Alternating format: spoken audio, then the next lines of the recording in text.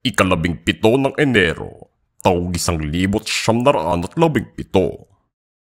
Ipinanganak si James Leonard Tagle Gordod, ang kinikilalang ama ng Olongapo, na naging unang alkalde ng lungsod simula nang ito'y ilipat mula sa pagiging munisipalidad.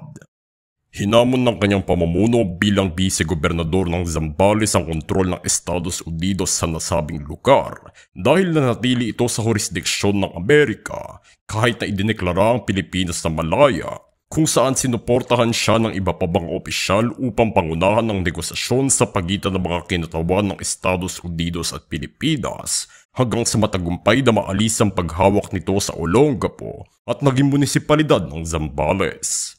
Ngunit ang kasunod na korupsyon ng mga namamahala dito ay naging dahilan ng kanyang pag-alis sa pwesto bilang humahaliling gobernador.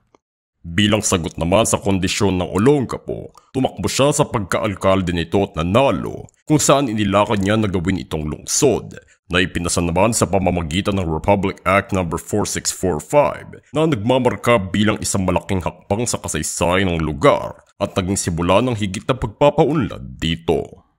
Hindi naman mawawala ang karahasan sa kanyang administrasyon nang 3 beses siyang naging pakay ng asasinasyon dito bago siya tuluyang mapatay ng isang tubakas na bilanggo, kung saan dinaluhan ng iba't ibang mga opisyal ng bansa ang kanyang libing bilang pagkilala sa kanyang mga ginawa para sa syudad.